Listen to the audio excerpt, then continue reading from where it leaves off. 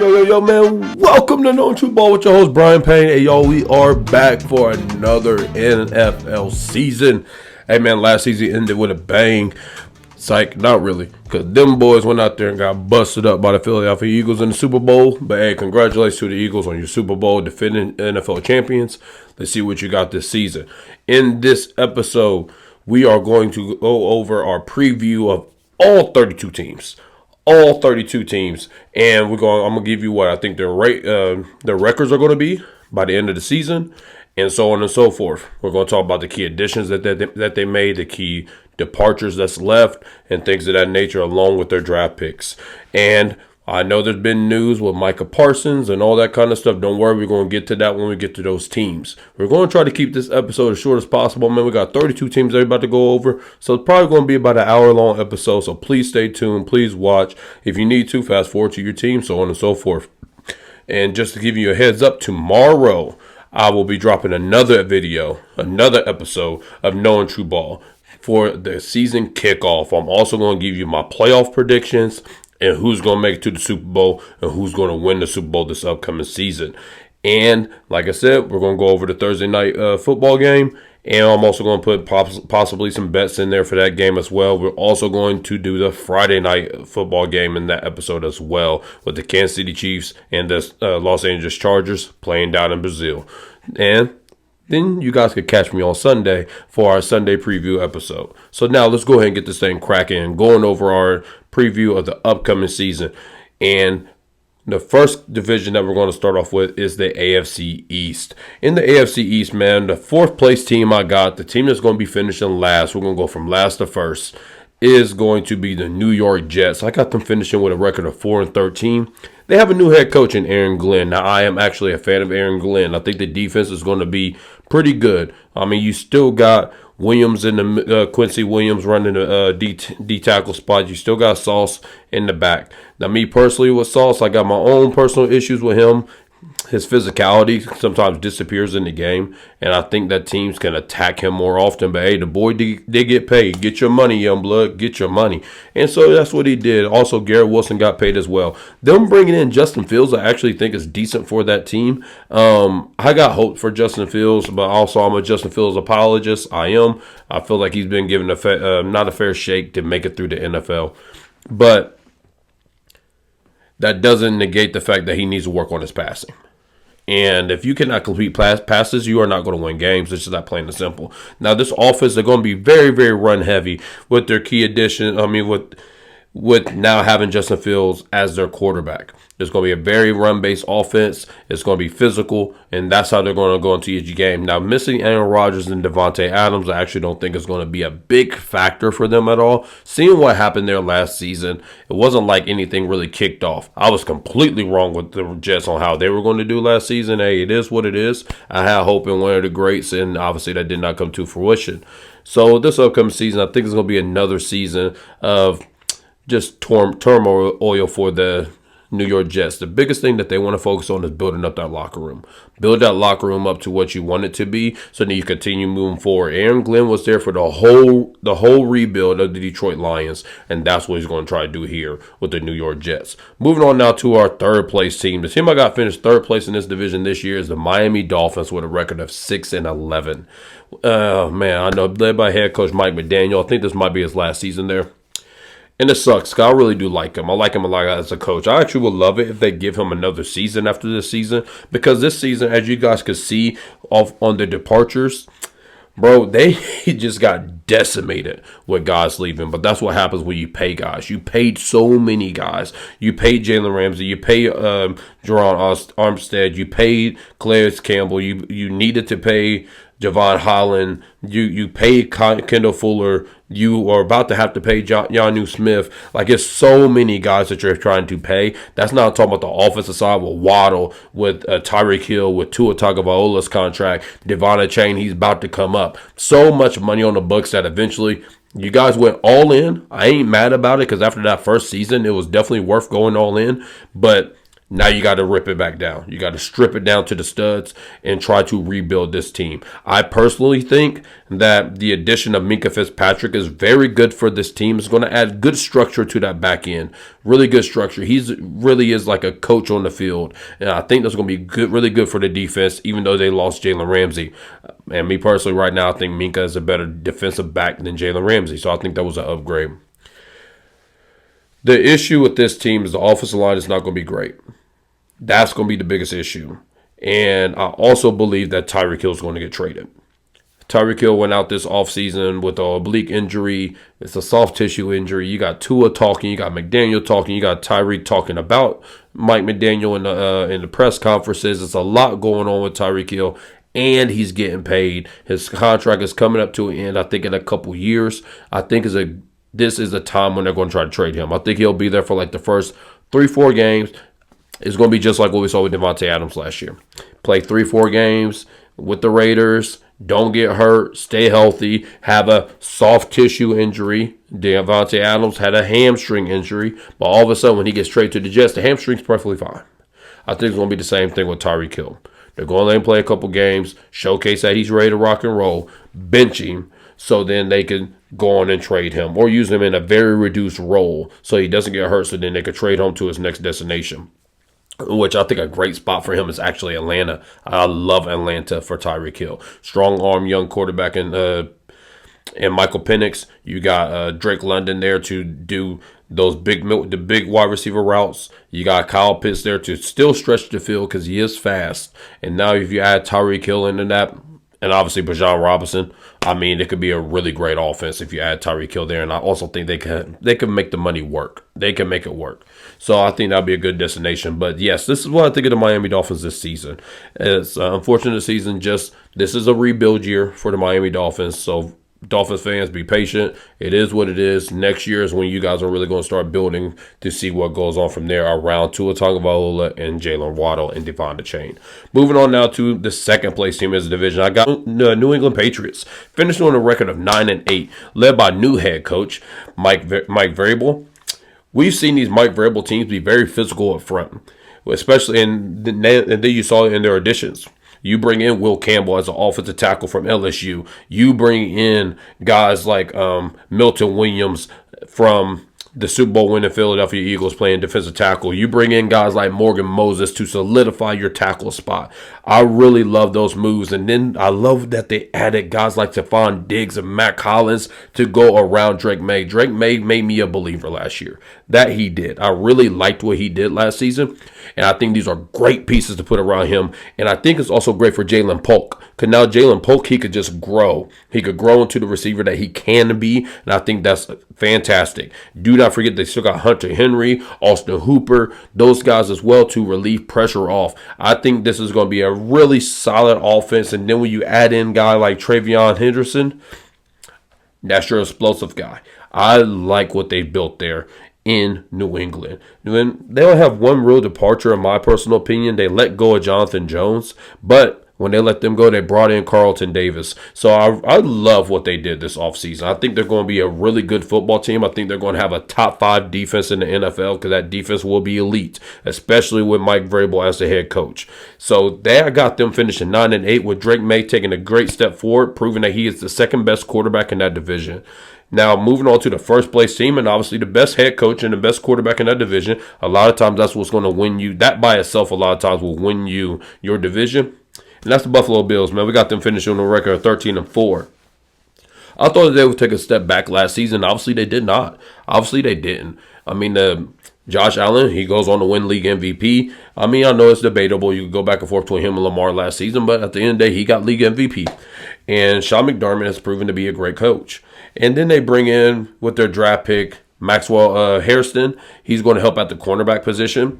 And then they also brought in key additions with their defense, bringing in two guys very specifically, and Joey Bosa and Shaq Thompson. Shaq Thompson is a rangy linebacker from the Carolina Panthers. He will play that role that Edmonds used to play for them. He's not going to be great, but he's going to be very serviceable for that unit. And then when you add in Joey Bosa will be taking Von Miller's spot. But the thing is, Joey Bosa is supposed to play every single down.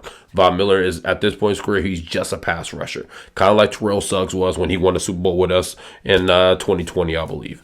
So that's Von Miller's role, but Joey Bosa could really help that defense. So I really like what they did on that side. Now, obviously, they brought in Gabe Davis. I like that move as well. Help build up them young wide receivers is a guy that Josh Allen's comfortable with, and a guy that could translate to those wide receivers like, hey, this is what Josh is truly looking for. And then they also brought back Tre'Davious White. I think that was a good pickup just because they have a very young secondary, and this is a guy that knows the Sean McDermott defense. And now he can help lead those guys on the back end. Obviously, our key departures are Amari Cooper, Matt Collins. They replaced Matt Collins with Gabe Davis, so I think that's fine. Obviously, Von Miller's gone, as we discussed, in which Joey Bosa is now there. And they also let go of Rasul Douglas, in which they drafted Maxwell Hairston to take that role.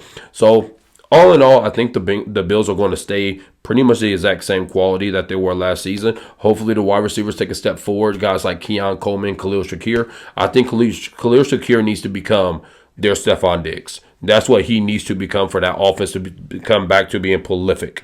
I don't think Keon Coleman will ever be that. I think he's a guy that's going to always be an 800, 900-yard, maybe 8 touchdown wide receiver because of his size. He could catch those fade routes, but he's never going to be a guy that catches 100-plus balls and so on and so forth. Now, with them winning that division, that's going to be, I don't know how many years in a row, like 4 or 5 straight seasons, maybe even 7, 8 that they've won that division. Hey, kudos to them. I got the Buffalo Bills winning the AFC East. Moving on now to the AFC North. We got the Cleveland Browns finishing in 4th place. Obviously, everybody probably already figured that. With a record of 3-14. Obviously, still being led by head coach Kevin Stefanski. They want to get back to running the football. That's what they need to get back to. They want to get back to running the football, working off of play action, and letting their defense win games. So in doing that, they drafted the defensive tackle Mason Campbell from the University of Michigan. I think that was a great pickup for them. I love him next to Myles Garrett in that front line. I think that defense really has the defense has the talent to be a top 5 defense in the NFL. Now, they will not be. And the reason why they will not be is because of the fact the offense is going to be so bad. They're going to be on the field so much that they're going to be just flat out exhausted. And that's what happens. So, like, when you watch first half of Cleveland Browns games, you're going to see a top 5 defense. By the time that second half comes, that defense will probably be like a middle of the pack defense. You're going to see them give up big plays, things like that, because you just wore them down. Now, the offense should be better than what it was last year. And bringing in Joe Flacco, that's a guy that we saw there before, that solidified that offense. He also did the same thing with the Indianapolis Colts last season. So the offense should be able to function on time. The issue is I just don't really believe in the guys that you have. I do love Jerry Jeudy at the wide receiver spot. He's proven to becoming a wide receiver 1, a quality wide receiver 1. And Cedric Tillman is a good wide receiver 2. But the issue is your backs. Jerome Ford, Quishon Judkins, we don't know if he's going to play right now, and so on and so forth. So this is what I expect from them. Like I said, 3-14 is going to be a down year. They're going to be in the sweepstakes to try to get Archie Manning, and that's a whole nother conversation we'll have a different day. Or maybe the boy from South Carolina, Sellers. I like him as well. He looked very good this past weekend. But something that everybody I know wants me to touch on real quick is Dillon Gabriel and Shedeur Sanders. Let me talk about them real quick. Dillon Gabriel, he was the better quarterback throughout the preseason. He was. And I'm a Shedeur Sanders fan. I do not believe Dillon Gabriel is a franchise quarterback whatsoever. I do believe that Shedeur has the talents to maybe become a franchise quarterback. So for me personally, I would prefer to see Shedeur get more burn. That's just me. But if you want to go off the tape and you want to go off what they did in the preseason, right now, Gabriel is further ahead in the process. I do not like how the Browns handled this throughout the preseason. I felt like they should have just left it at just Shedeur and Gabriel getting the touches. Now, yes, I know that there was injuries and so on and so forth, but you never even needed to bring in Snoop Huntley. You never need to bring him in. I don't know why we're doing that. That's where those are my issues. I don't know why we're taking Shedeur out on the 2-minute drive at the end of the game to put in a quarterback that you literally cut the next day. That makes no sense. No sense at all. So that's all I'm going to really say about that right now. We'll touch on that later in the season because I do believe both quarterbacks will become starters by the end of the season. I think by like week 8, you're going to see Dylan Gabriel come in, and then by probably like week 12, you'll probably see Shador come in, just so they can see what they got there.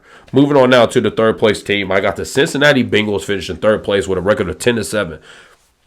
They drafted Shamar Stewart, but the issue is that they didn't bring nobody else in. And the reason why they couldn't bring nobody else in is because you're paying so much money to Jamar Chase, T. Higgins, and Joe Burrow. I know I said numerous times last year that T. Higgins had to go, and this is why he had to go. This is exactly why he had to go. Next season, you're going to lose your best edge rusher, and Hutchinson. He's going to be gone because you don't have money to pay him. This is the sacrifice that you made. So now what's going to have to happen is going on in the future, you're going to have to hope that you hit every defensive draft pick in the NFL draft. That's the only way that you can improve this roster. And because of that defense being so bad, letting go of guys like Jermaine Pruitt, like you let go of your better guys, Jermaine Pruitt and Sheldon Rankins. I like both of them. Mike Hilton, he's a key departure for them because he's been there for so long, but I ain't gonna lie, he did not play well last year. I understand why you let him go. But I would not have but you had to let go of Pratt because you didn't have the money. And I would have brought Rankins back. I thought he was a solid defensive tackle at stopping the run. Obviously, Sam Hubbard, he retired, so you can't really control that situation. But they just made no upgrades. And it's hard for me to sit here and be like, oh, a team that made no upgrades, although they have an elite offense, could go from being 8-9 or whatever they were last year, 9-8 maybe, whatever it was, to all of a sudden being 13-4. It's not going to happen. You can't stop nobody. You can't.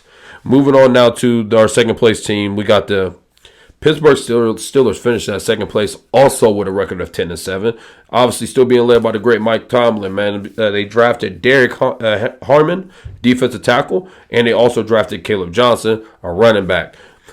These two guys, I think, are going to be big impact players for them, but we'll see what's going on with Harmon. I haven't looked it up recently. I know he got hurt in that last preseason game. I don't know how long he's out for, if he's out for the whole season. If he is out, that's a big deal, especially with what you got going on with Casey Hayward. Cameron Hayward, you need to make sure he comes back. But obviously, they made some big additions this offseason. They were not behaving like the Pittsburgh Steelers at all this offseason. And bringing in Aaron Rodgers, DK Metcalf, Jalen Ramsey, Darius Slay, and Juan Thornhill. These were great pickups by them. Juan Thornhill replaces Minkah Fitzpatrick on the back end. Now you have Jalen Ramsey, Darius Slay, and you have Joey Porter Jr., all rotating at that corner spot. Jalen Ramsey could go back to being an X. Just like Tyrann Mathieu, they're just all over the field. And with that being said, that's a big deal. The last time he did that, the Rams won the Super Bowl. This is huge. I love all the moves that they made this offseason. I think Aaron Rodgers is definitely an upgrade over Justin Fields and Russell Wilson last year. I think DK Metcalf is actually an upgrade over George Pickens as well. And I love DK Metcalf next to guys like Calvin Austin III and I cannot think of the Roman Wilson, the wide receiver from Michigan from a couple years ago. They also brought in Jonnu Smith as well. I love what they've done. The only question about them is, can that offensive line hold up? Now, if that offensive line holds up, this team goes from being a 10-win team to probably a 12-win team. This team has great potential. I got them definitely making it to the playoffs this year and being a first-round winner in the playoffs probably. But I love all the moves that they made, and they are on their way to maybe causing some havoc in the AFC playoff picture. Moving on now to the team we got finished in number 1, obviously, is the Baltimore Ravens. The Ravens, man, they're going to have a record of 13-4. That's what I'm guessing. Obviously being led by head coach John Harbaugh as always. Man, they brought in another rangy safety. They're getting really good at this, and they are in the business of getting guys that can play multiple positions on defense, and I think that is the smartest way to go, me personally. Kind of like basketball, where basketball has become a positionless sport. Football is becoming that as well. I mean, you still got to have guys with physicality and things like that. But when I got a guy like Travis Kelce and a guy like Cortland Loveland that's now coming in, when you getting all these wide receiver, Mike Gesicki, I'm trying to name like lower guys, Cole Kmet, Cade Otton, all those type of tight ends are versatile tight ends in the passing game. You have to be able to guard them with bigger bodies that can still defend.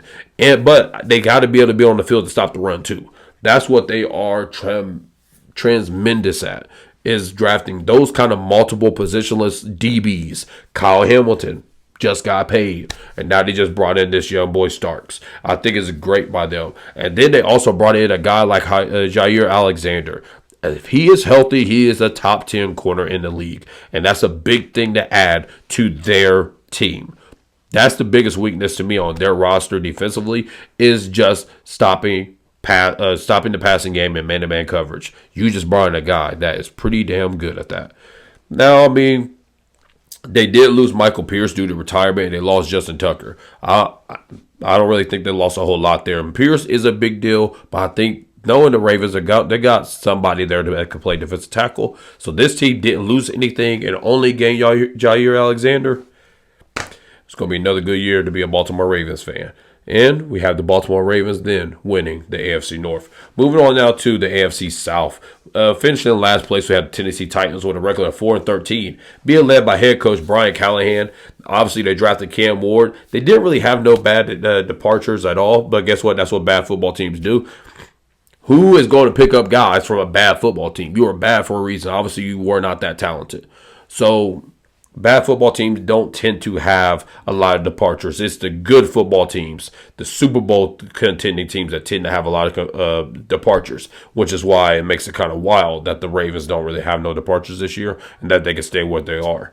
But back to the Tennessee Titans, they only had additions. Bringing in Cam Ward, just like we said already, and also bringing in a guy like Tyler Lockett to play on the other side of Calvin Ridley, I think is a great thing. And especially with a guy like Cam Ward, who is good at throwing the deep ball. And bringing in Kevin Zeitler to also help solidify the offensive line, give Cam Ward a little bit of time, make him feel a little comfortable standing in that pocket. This is a building year. That's it. The only thing that you want to see as a Tennessee Titans fan is that Cam Ward is stacking up games and getting better every single week.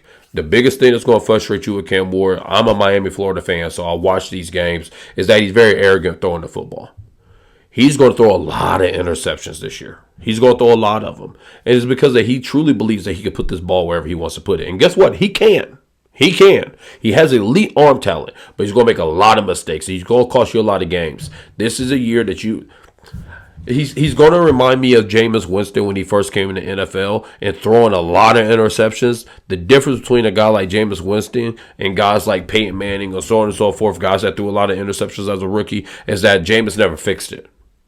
Peyton did.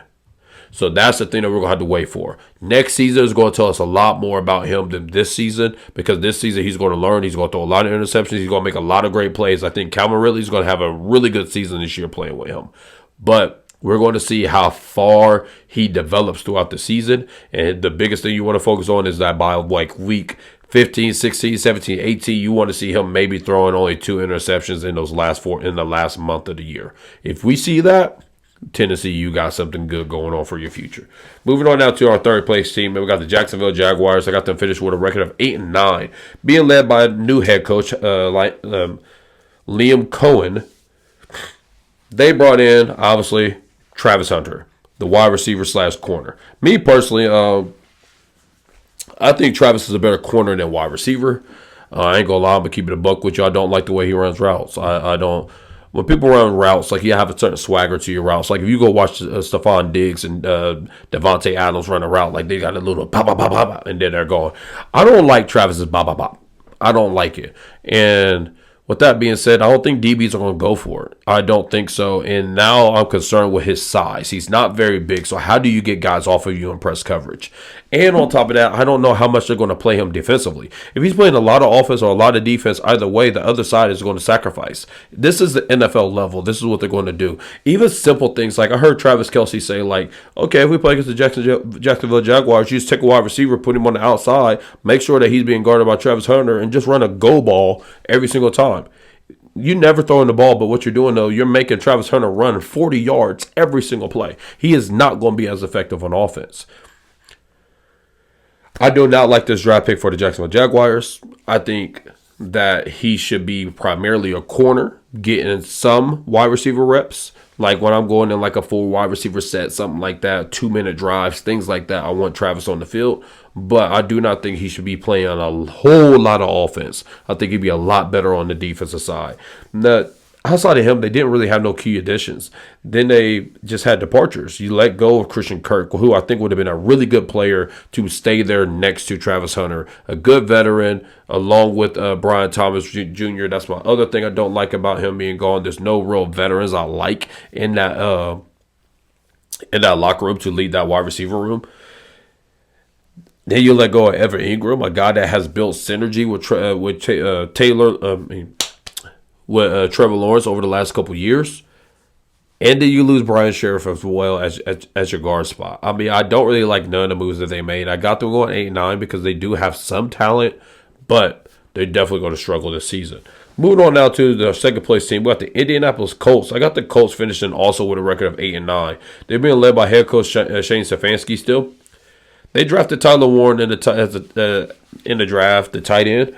I think he's a good tight end. I like him a lot. I just don't know how much he really brings to this passing game because of the quarterbacks, because of Daniel Jones, because of Anthony Richardson, whichever one plays quarterback. They're not accurate throwers of the football. Now Daniel Jones is going to be more on time, so I do understand why he got the nod. I get why he got the nod. But it's the ceiling for this offense can only be so high with Daniel Jones. I think that Jonathan Taylor has to be the head honcho in the offense, and he better be. Jonathan Taylor should be touching the ball 25 to 30 times a game. If they do that, then they got a shot, because I love what they did defensively in this offseason. Bringing in Charvarius Ward, a good corner, a quality corner. Bringing in Cameron Bynum from the Minnesota Vikings. I love what they did on the defensive side of the ball. And I think that they can really make some noise defensively. They could be a top 10 defense. And playing in a weak division like this, that could be enough to win you the division. So they just need to lean on Jonathan Taylor, let him do the job.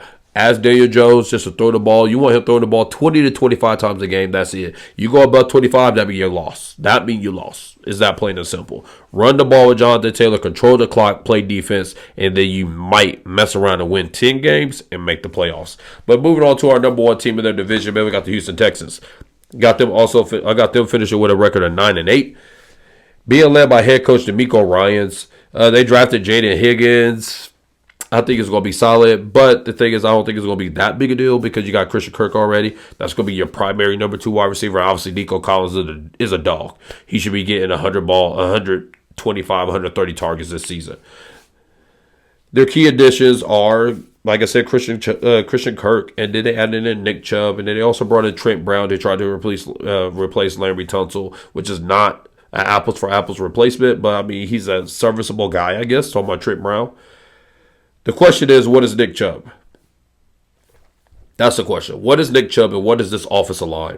If Nick Chubb and this offensive line are very, very solid, then we might be able to do something offensively. And if you could just do something offensively, then the Houston Texans could mess around and be a 12-win team because that defense could really be elite. They already have a good defense, good defensive backs. And then you go ahead and you add C.J. Gardner-Johnson and you add Sheldon Rankins. I think those are great additions to that defense. And with those additions, they can mess around and do something more. So the question is, how does this offensive line hold up? If they hold up and these running backs, talking about Nick Chubb and Dameon Pierce, if one of them could just take over and lead this charge, they'll be great. Or, of course, if Joe Mixon comes back fully healthy, which I don't think, I ain't gonna lie, if I'm a Houston Texans fan, don't expect him to come back because something weird's going on with him. I would not expect him to be back for the whole season. But the Houston Texans, if they could find a running game, they could blow this division out the water. And right now, I got them winning anyway. Their thing is, though, if they could get to that level, that makes them a quality playoff team. But yes, we got the Houston Texans winning the AFC South this season. Moving on now to the AFC West, man, we got the Las Vegas Raiders finishing at number 4. I got them finishing with a record of 4-13. Obviously being led by new head coach Pete Carroll, which sounds crazy to put a 4-13 record with Pete Carroll. But I just don't see nothing that gets me going. And the division is so tough. It's more so that the division is so tough versus the Raiders being that bad. When you got to play against the Los Angeles Chargers twice, you got to play against the Denver Broncos twice, and you got to play against, obviously, them boys, the Kansas City Chiefs twice, you could easily go 0-6. And that fast, you are saying that What, only got to lose, like you go 4-7 in the other games. Guess what? You're 4-13 that quick. And that's more so what it is for me. I mean, they brought in Geno Smith. They brought in Amari Cooper. I think those are actually decent additions to their roster. The issue is that your offensive line is still not great. The issue is that your defense is not great. You do not have great corners. You do not have great safeties. You do not have great linebacker play. All you have is Max Crosby, who is a dog. One of my favorite defensive players and / players in the entire NFL. But that's not enough. It's not enough. And because of that, this is why I got them finishing last. Now, let me just talk about this real quick, because for fantasy purposes, and I know a lot of people love him, I don't mind Ashton Jeanty. I think Ashton Jeanty is quality running back, but I do not expect some crazy season from him. I see a season of maybe like 1,200 yards, total yards. They could probably go along with like 8 touchdowns, so it's going to be a very quality season. But I don't see I just cannot envision a world where he can mess around and get 1,600 to 2,000 total yards. There's nobody else in that offense to detour the defense from anything. Because if I'm a defense, if I'm the Kansas City Chiefs, I'm putting 8 in the box. I'm going to put Trent McDuffie on Amari Cooper. And then I'm going to try to bracket Brett Bowers. Good luck going somewhere else with the football. That's just how I see it. I think it's that plain and simple. And that's why I got them finishing with this record. And that's why I don't think Ashton Jeanty could jump into that elite status. He'll be good, but he will not be elite. Moving on now to our third place team, and we got the Los Angeles Chargers finishing in third place with a record of 11-6, being led by head coach Jim Harbaugh. They drafted Amarion Hampton. I think that was a good draft pick by them. I think he could be everything J.K. Dobbins was and more. They also brought in Najee Harris, who I think is a better version of Gus Edwards. Then they brought back Keenan Allen. They brought in Mekhi Becton to help that offensive line, and they upgraded at the corner spot with Dante Jackson. I love all these moves. Obviously, they let go of J.K. Dobbins and Joey Bosa and Asante Samuel Jr., but I think that the Chargers got a lot better in this offseason, and they're going to be a really good football team. Just once again, this is a tough division. Kind of like the NFC North last year when we saw the Detroit Lions go 15-2, the Minnesota Vikings go 14-3, and we saw the Packers go like 12-5 or something like that. This is going to be one of them type of divisions. It's going to be really, really tough, and that's why I got them finished 11-6. And even with that record, you're going to be in third place. But I love what they did. They made great moves. I expect better things from Justin Herbert. I still am missing a deep threat. I know they drafted the other wide receiver. I want to say his last name is Higgins Sue. And he may bring that to that team, but we got to get a deep threat there. That's when that offense could really take a next leap to possibly becoming an elite offense. Moving on, and also they lost Matthew Slater. With losing him, I wouldn't be shocked if they mess around and even go like 10-7 instead of 11-6. If he was there, they'd probably be my second place team. But because he's not there, that offensive line is definitely taking a hit. Moving on now to our second place team, we got Denver Broncos finished. I got them finishing with a record of 11-6.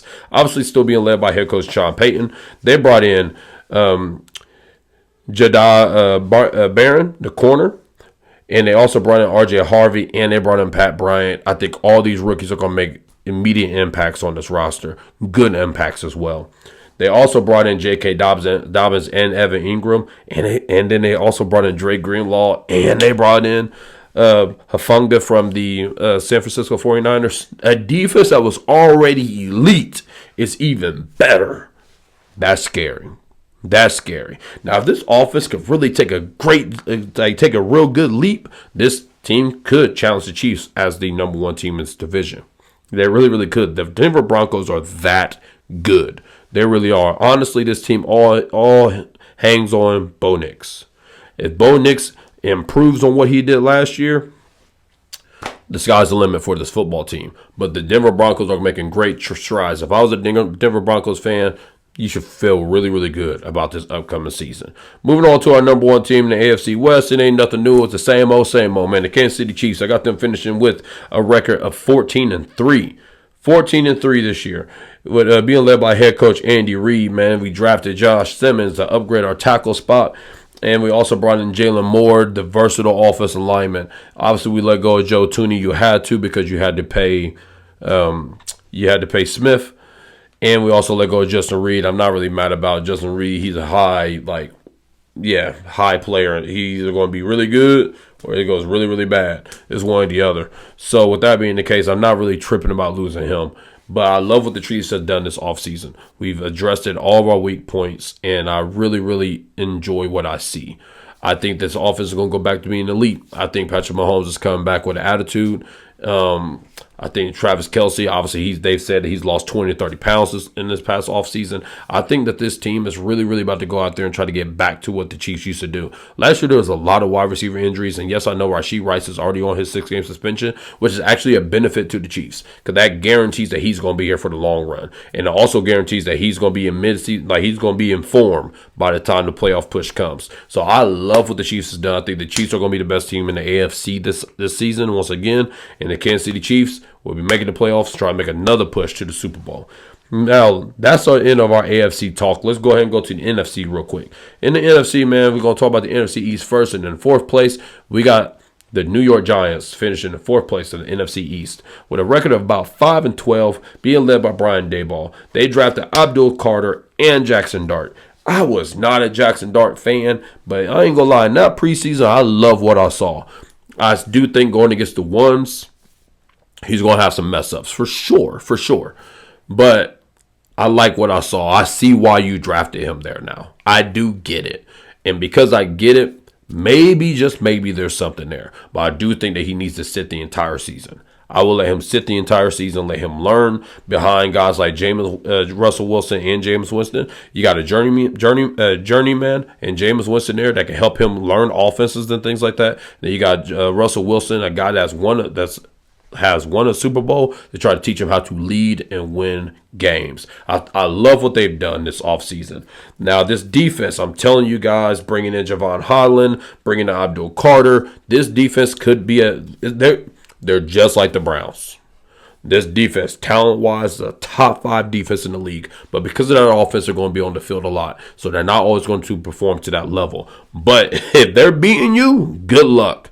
Good luck, because now that D-line can pin their ears back with Brian Burns, Kayvon Thibodeau, Dexter Lawrence, and Abdul Carter rushing the passer. That's a great thing that you got going on. A great thing. I love every move that they made this offseason, and they're going to be a better football team. These are going to be tight games. They're just going to lose because their offense just is not good enough. So, Giants fans, be excited, because it's not about this year. It's about next year for you guys. You just want to watch this team grow every single week. And about week 8 is probably when Jackson Dart will come in, and you want to see him get his feet wet. And by the last month of the season, you want to see good football from Jackson Dart. Moving on now to our third place team, man. I got the Dallas Cowboys finishing in third place with a record of 6-11. Yes, I think it'll be a very down year for the Cowboys, man. Being led by new head coach Brian Schottenheimer. They drafted Tyler Booker, a guard, and they also drafted Jadon Blue, who I think has the potential to maybe become the next Devon Achane. And obviously in their additions, they brought in George Pickens, Dante Fowler, Kenneth Murray, Kenny Clark. I just can't get over the fact that you let go of Micah Parsons. I cannot get over that. It makes no sense to me. I don't care what you say. Well, I'm sorry. Let me pause, rewind. It makes sense to me. It makes sense to me because you paid so much to Dak Prescott and you paid so much to CeeDee Lamb that you couldn't afford to pay another guy that money. The issue with this whole thing, guys, is that he paid Dak Prescott. CD deserved it. Parsons deserves it.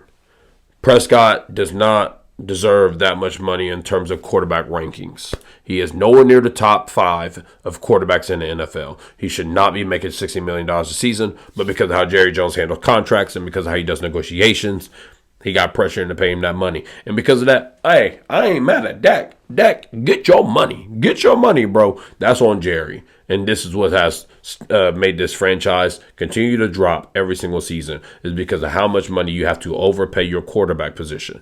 And now that made you let go of Micah Parsons. So because of that, I just see the defense not being very good. I mean, they did make decent additions. I just don't see them being that very good. And definitely not good enough to hold up against teams like the Philadelphia Eagles and the Washington Commanders and so on and so forth. Which also leads us to our second team, being the Washington Commanders. I actually got them taking a step back. Now, they're still going to finish with a record of 9-8, being led by head coach Dan Quinn. They're going to get good coaching. They also drafted the offensive tackle, which is nice. Solidify the offensive line. The offensive line was not good last year. So, you're trying to solidify that by drafting this young man and also bringing in Laremy Tunsil. I love the addition of Deebo Samuel on this team, especially with Terry McLaurin back. My biggest issue with this team is just that the vibes of the offseason have been haywired. And I said that about the San Francisco 49ers last year, and now I'm saying it about the Commanders. They're still going to be a quality team, but, man, like when you go through the drama of changing running backs and bringing in new offensive linemen and bringing in new defensive guys, and you got your star wide receiver holding out and so on and so forth, it's so much happening. So much happening that football has been put on the back burner. If Jaden Daniels can mess around and lead this team to being 12-5 this year, whew, that's an MVP. He is an MVP guy, straight up. But I would not be shocked if you go 9-8, 10-7. I do got them definitely having a winning record and probably making the playoffs when I'll go through my playoff spots in the next episode. But I think that they're going to take a little step back in the win column just because of the fact that there's so much going on that they got to get their ducks back in a row. I think they one of them teams, kind of like the Bengals last year, they're going to start off slow and then they're going to get hot. And once they get hot, watch out. But I think that's more so what's going to happen for them this season. Moving on now to our next team, man, we got the Philadelphia Eagles finishing with a record of 12-5. Obviously being led by head coach Nick Sirianni. They brought in Jahad Campbell, a versatile linebacker. I think is a great pickup for them, especially considering the health at their linebacker spot right now. And they also brought in A.J. Dillon. I think that's going to be a good player to help on the short yardage stuff to try to take some pressure off of Saquon Barkley in the power running game. My biggest issue with this team is that they had to let a lot of people go. And this is what I was talking about. Good teams, people leave. And with that being the case, Mekhi Becton's gone. Brandon Graham retired. Josh Sweat is gone. Bryce Huff is gone. Milton Williams gone. Darius Slay gone. C.J. Gardner-Johnson gone. There's so many guys gone. And the only thing you could do is try to replace these guys with young guys. That's the only thing you could try to do. And I think the defense is going to take a step back. Jalen Carter will not be as dominant this year. Not because he's not that. No, he is that guy. He might be the best defensive tackle in the league outside of Chris Jones. He really might be that already. But the issue is that I could double him. The issue is that I could triple him if I have to, because I'm not as concerned with these other guys going one-on-one. And, I mean, I know you still got guys like Nolan Smith and so on and so forth, but Nolan Smith on ones is one thing. Nolan Smith having to go against a chip, that's a whole nother thing. And that's what I mean. We're going to have to wait and see what this defense actually becomes. I think that's what's going to make them go 12-5, take a little step back from last season. But I think they're still going to be the best team in the NFC East, and they're going to be a real good team in the playoffs still. Moving on now to the NFC North. Finishing in fourth place in the NFC North, I got the Chicago Bears, finishing with a record of 5-12. This is just like one of the previous teams that we talked about. This is not about this season for the Chicago Bears. This is about watching Caleb Williams get better and better and better every single week. Now being led by Ben Johnson, I think is a great head coach for him because he's big on structure, and that's what Caleb Williams needs. They drafted Colston Loveland, the tight end. I'm kind of back and forth about that. I mean, if he hits like Bowers hit, then it's fine. But it's the fact that you already had Cole Kmet. I felt like you could have used something else. Just like the Raiders back then, you drafted Myers high. I don't know why you felt like, well, I get why because he's better. But like you just drafted another guy and brought Bowers, you just didn't make nothing else better. So that's my issue with that move. They also brought in Luther Burden, the wide receiver, and they also brought in another offensive tackle, Ozzy. I cannot pronounce his last name, so excuse me, brother. But he's an offensive tackle. And also with these additions, you brought in Case Keenum, which I think is great for Caleb Williams, a veteran that really knows how to play the football and knows how to follow the playbook and structure of a game. Bringing in Grady Jarrett to solidify your defensive line, I think is great.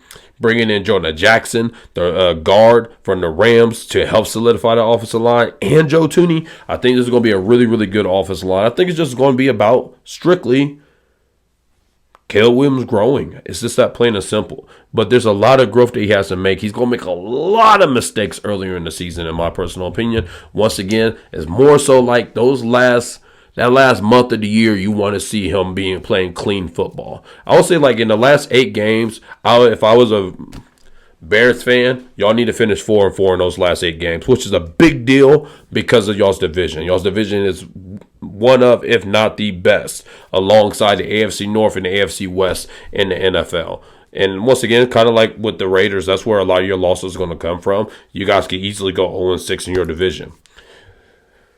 But I do like what they're doing. I like what I'm seeing. And this is a team that, like, next year can make a really, really big jump.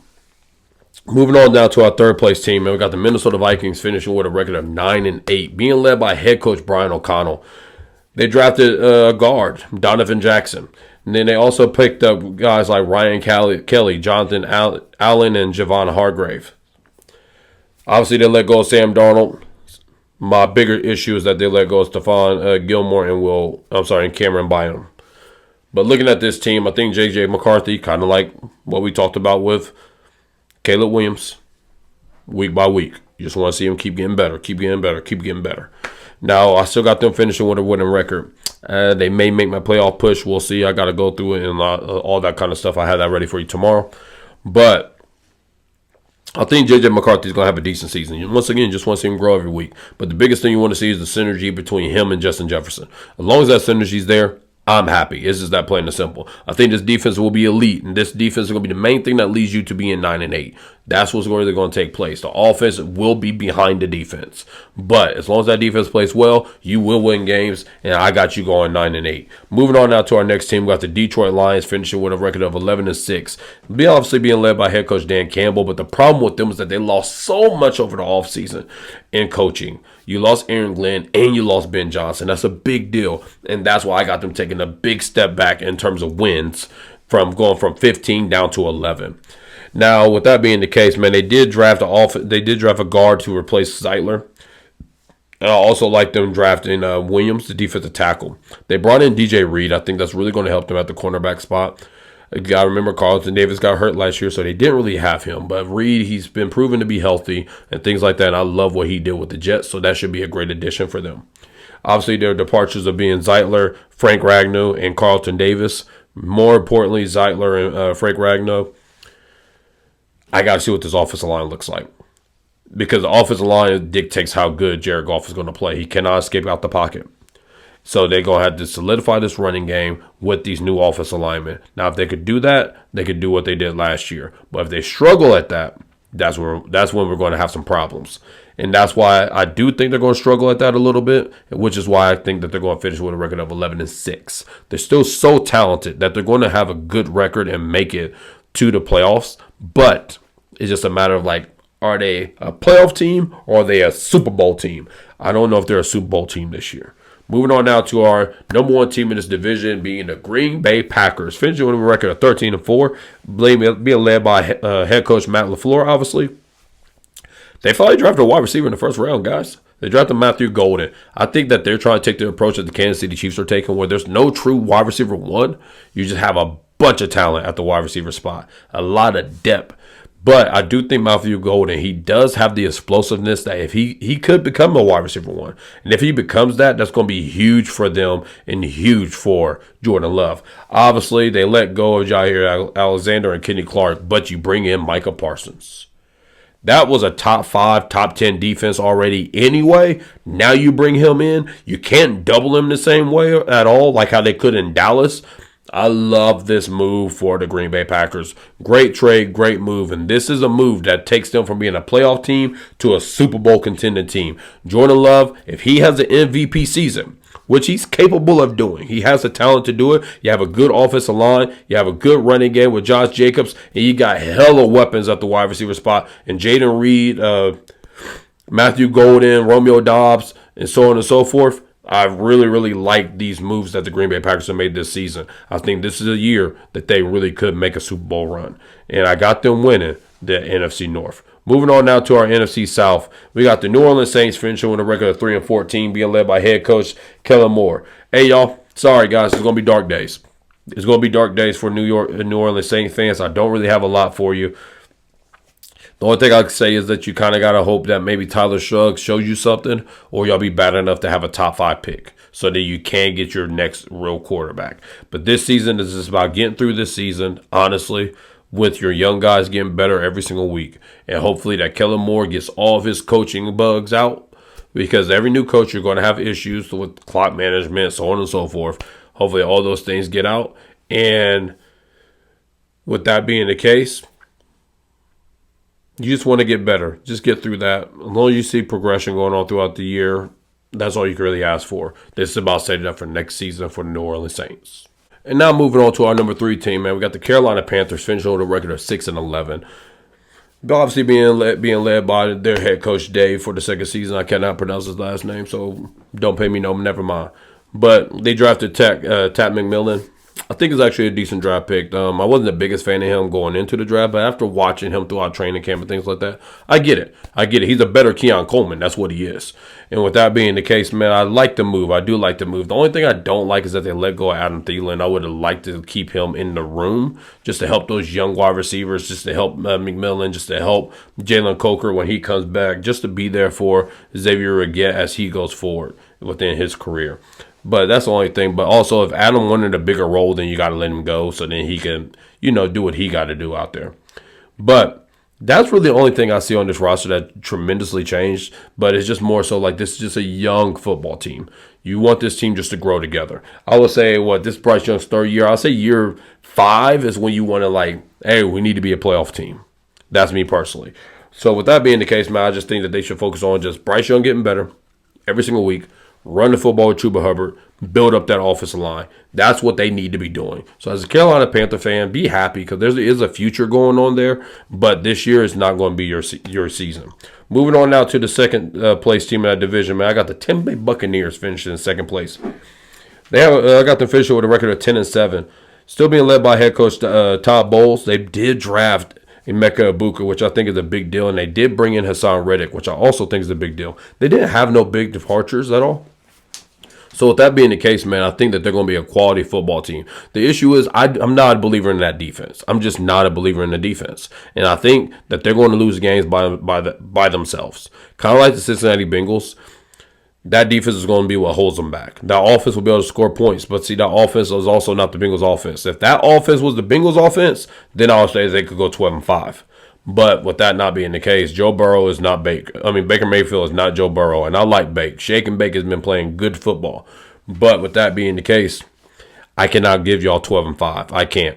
But I will give you 10-7, finishing second place in your division, having another good year. The big thing you want to see really for them is you want to watch Emeka Egbuka get better every single week. Mike Evans is getting older. Chris Godwin's getting older. You need that next guy with that juice to come up in there and give you the business. You want to also see Bucky Irvin take a step too. You want to see Bucky become a top 5 running back in the league. If he can do that, that's when your team could mess around and be 12-5, 13-4, because now you can control the clock with the running game. But Bucky Irving and Emeka Egbuka, you want to see them getting better every single week so then they could grow with Baker Mayfield, and then this team could become a real contender next season. And then the team I got finishing in first place this year is the Atlanta Falcons. I got the official with a record of 10-7. Obviously being led by head coach Raheem Morris still. Man, I love the additions that they made. I actually do really love the pickup of Jalen Walker in the draft and James Pierce. I really love that they picked up Leonard Floyd to help teach James Pierce how to utilize that speed on the defensive line and things like that. I'm a big fan of Diablo. Big fan of Diablo. I think he's a versatile middle linebacker. He could do great things from that position. He's physical. He's fast. I love that pickup. I do hate that Grady Jarrett left and Justin Simmons. I like Justin Simmons and Jesse Bates together on that back end, but I understand you got to save money. You also want to get younger. I get it. I'm not gonna knock it. But I am a big believer in Michael Penix. That's what this boils down to for me and why they're going to finish first place. I think this offense could be a top 5 offense in the league. I really do believe that. I believe that they could do these things with Michael Penix going to Drake London and so on and so forth. I really, really think that's a big plus for this team. Bijan Robinson can have a very big season as well, and that's why I like the Atlanta Falcons to win this division. Now, you guys, moving on to our last and final division, the NFC West. In the NFC West, man, we got finishing in last place the Seattle Seahawks. Seattle Seahawks, man, it's not that they're a bad team. Once again, it's kind of like this is just a tough division. The division's tough. I got them finishing with a record of 7-10, being led by head coach Mike Macdonald. They went ahead and drafted a guard, and I really love the draft pick of Nick Amoriori. I love that draft pick. He was my favorite. Well, one of my favorite defensive backs in the NFL draft. I think he's going to make noise this upcoming season. I can see them. They're trying to build that Legion of Boom back over there with Weatherspoon and Woolen, and now when you add in this young brother, they're trying to build that there, and they cooking with some grease. I'm just letting y'all know that now. They're cooking with some grease. I love what they're doing on that side of the ball. And then when you bring in guys like DeMarcus Lawrence, Shaq Griffin to go into the slot corner spot, and then you bring in Cooper Kupp to help solidify that wide receiver room with Jackson Smith-Njigba. The only question with this team is Sam Darnold and the running backs. How explosive can they be? Can they put up points on a regular basis? So on and so forth. That's my problem with them. That's why I think that they will not finish with a winning record. I see that offense being a middle-of-the-pack offense. That offense needs to be closer to like top 12 with that defense. I see them being like number 18 in the league, and that's why I am not rolling with the Seattle Seahawks to do better than 7-10. Moving on now to the next team, man, we got the Arizona Cardinals finishing with a record of 8-9. They didn't have no key departures, but I love what they did in the draft. They brought in Walter Nolan, the defensive tackle, and they brought in Will Johnson, my favorite corner in the draft. By far my favorite. It wasn't even close. If it wasn't for health, kind of like Jonathan Simmons, if it wasn't for health, these two guys are top 5, top 10 draft picks. And then they went ahead and brought in Josh Sweat, and they brought in the veteran back again, Calais Campbell. I love these moves for the Arizona Cardinals. The issue is I just do not think that they're better than the Rams, and they're not better than the 49ers when the 49ers are healthy with Christian McCaffrey. But I love what they've done. The biggest thing that you want to see as an Arizona Cardinal fan, you want to see this defense take steps every week. But more importantly, you want to see Trey Benson and Marvin Harrison Jr. take over this offense. Those two guys, if they could take over this offense, that brings your explosiveness back in this offense, and so on and so forth. And with that being the case, that's what can propel you to becoming a top half of the league offense. And that's what I think that they need to get to. James Conner is great to have as a steady back, steady workhorse. But you need Trey Benson because he is that guy that could break off a 40-yard touchdown run. Conner ain't give you that. And then Marvin Harrison, he could become a guy that could control the game the way Malik Neighbors did last year, the way that those wide receivers can do that. That's when he takes that next spot, and now that's when he is a legitimate wide receiver 1. I would love to see Marv catch about 80 balls this year. I'll say 80 to 95 balls. If he's in that ballpark, this offense is humming very well. If he doesn't get there, that offense is not going to be doing very well at all. Moving on now to our next team, man. At number 2, I got the Los Angeles Rams finishing with a record of 11-6. Obviously, still being led by Sean McVay. They brought in Devontae Adams. They brought in DJ Humphries, which I think is great for the left tackle spot. And then they also brought in Jimmy Garoppolo. When you let go of Cooper Kupp, but you bring back Devontae Adams, I think that's huge. Devontae Adams was better than Cooper Kupp today. Let's just keep it a buck. First of all, he was always better than Cooper Kupp. Cooper Kupp just had a better season that year because of his quarterback and the team and the way the passing game was set up. But Devontae Adams, man, you're bringing in a top, probably 15 all-time wide receiver to pair him up with Puka Nacua and Matt Stafford and Kyren Williams. That's a lot to deal with. The reason why I got them going 11-6 is because they pretty much was forced to protest preseason. But very specifically, Matt Stafford having this back issue, he hasn't had a lot of work this offseason. This is a team where I think after like 4 weeks, they're going to be like 4-4, 3-5, somewhere in that range, and then they're going to take off. That's what I think is going to take place. And with that being said, that's what's going to cause them to finish in second place because of the slow start. But I love what they got going on. As a playoff team, I would not want to see them. I like them. I think that Puka Nacua can have a great season again. And I think Devontae Adams can as well. I can see Puka finishing with about 1,400 yards, 6 touchdowns, and I would not be shocked if Devontae is finishing with 1,100, 1,200 yards and 10 touchdowns. I think that's how that offense is going to break down as far as the pass catchers go. Kyren Williams, obviously, he's going to give you your 1,600 and probably like 14 touchdowns. That's what he does year in, year out. It's boring to watch, but he gets the job done. This team is a really good football team, especially that defense. Now let's go to our last team to go over, the San Francisco 49ers, finishing in first place with a record of 12-5. Obviously, still being led by head coach Kyle Shanahan. This is the thing about the Shanahan offense. The wide receiver position is always a threat. And what I saw from Ricky Pearsall to finish out that the end of last season, I am a big believer in Ricky Pearsall. I think that he can be a wide receiver one in a Shanahan offense, especially when you're talking about Christian McCaffrey being back and also George Kittle being healthy. And then you got Brock Purdy, who understands that offense to the nth degree. I like what I got going on there in San Francisco. Jauan Jennings, he's going to pull the stuff together. He's going to come back as a wide receiver too. You obviously got Trent Williams and so on and so forth. You bring in Bryce Huff to help that defensive pass rush with Nick Bosa and those guys. Yes, you lost a lot of guys on the defensive side. You lost Leonard Floyd, but I think Bryce Huff is better. You lose Drake Greenlaw, but guess what? You pretty much lost him the last couple of years anyways due to his injuries.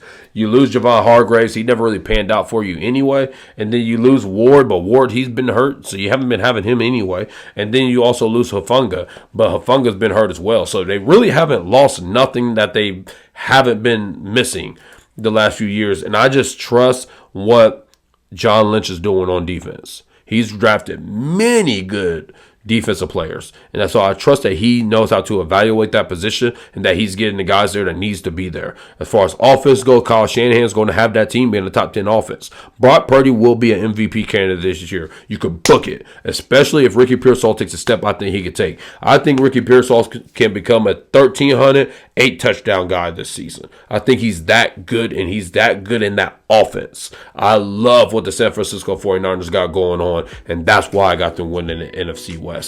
Hey, you guys, we made it through all 32 teams in about an hour. I'll take it.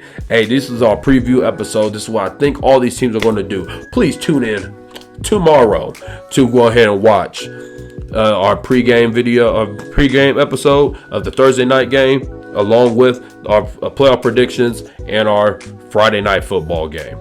We got the Eagles and the Dallas Cowboys tomorrow in Philly. Be excited, you guys. The NFL season is back. It is back. This is the NR preview episode. Hopefully you guys are enjoying the new branding that I'm trying to work on. Both kids are in school now, so I got a little bit more time to play around with these things. So hopefully you guys are enjoying this. Hey, man, thanks for watching. Thanks for tuning in. Thank you for being a loyal listener to Knowing True Ball. This is Knowing True Ball with your host, Brian Payne. Peace.